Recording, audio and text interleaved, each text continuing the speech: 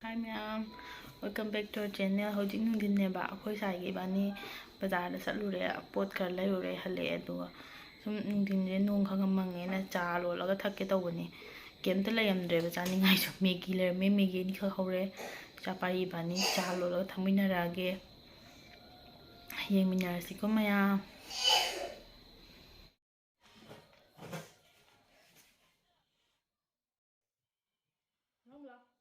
Nasibin lối u rồi naman.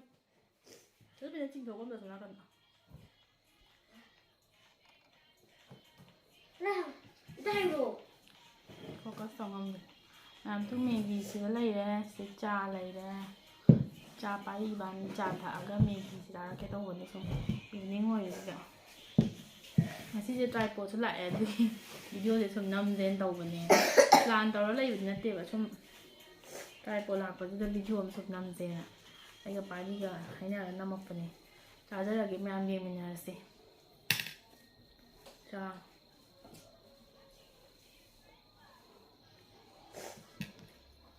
Chà rất là cái. Đâu phụ thuộc. Đừng nói là cái phần điện.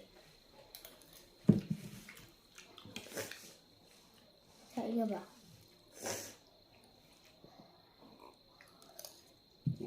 Trà thật có giảm thì bàm bối đâm này bày rồi. Xong mà thì nông khởi măng này ạ. Trà nó rồi là chúng ta hiểu bà. Đó, thật bà nhau. Nàng cái đi cái số trà thật tệp ạ. Mẹ, xin mẹ gì đó? Sao nó thật bà? Gì hao ấy?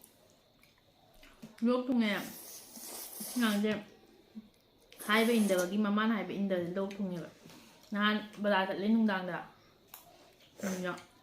ngày mama cái tuồng bagi mà siêu để về hang lúc thực thay loại mà đi cào được trở ra lúc thu nghe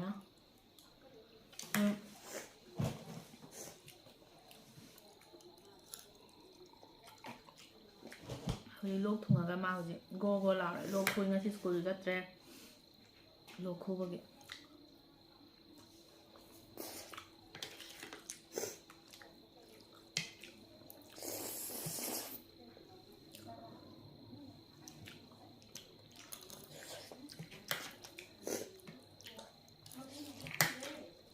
Mày gì ăn gì ạ?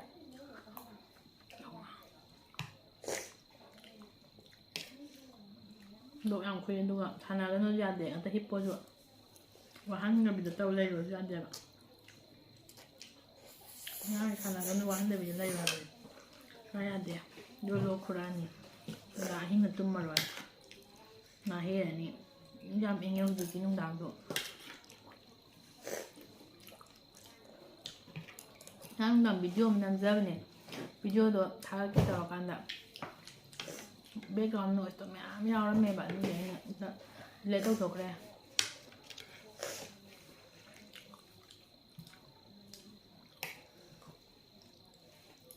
Nhà cái điện ấy đôi link lại cái nó try bộ lại từ cái video được năm nào năm đem trong ngày tầm này bạn.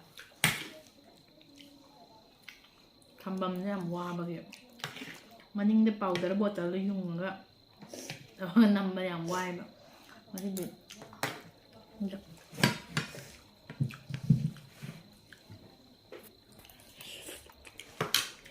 hay masibit kan lại em try po to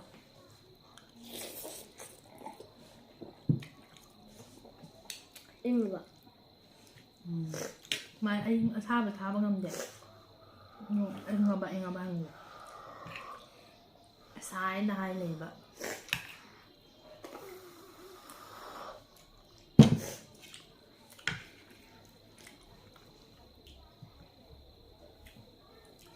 nấu cái măng này nấu đang thấy ra hậu bấm ra đi học này nấu đi bán cái tầng này thuồng em tầng này bạn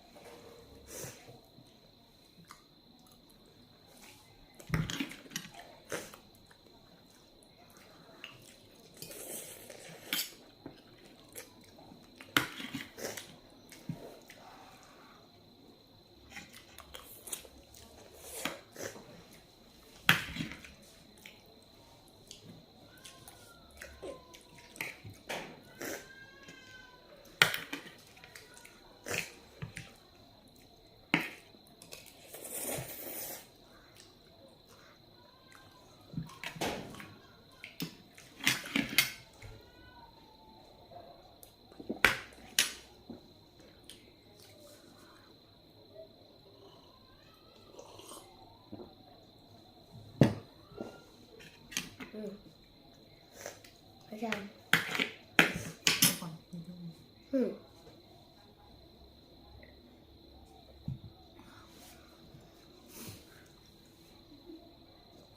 làm làng thì biết tiện làm cho tung tấu lại rồi cho xong video thì mình này làm ngoài tập bây giờ xong cầu thùng là ban tàu mình này mình bây giờ ít hàng cái phở cái hàng này chuyên mình là có cho nó mẹ làm ai video sẽ ngoài bị tai rồi đi like share subscribe tàu video mo sao rồi video mà tăng thay cho xin ra cái phát thanh cái video anh ngoài mà mua pura lạc ra cái thầm nha bye bye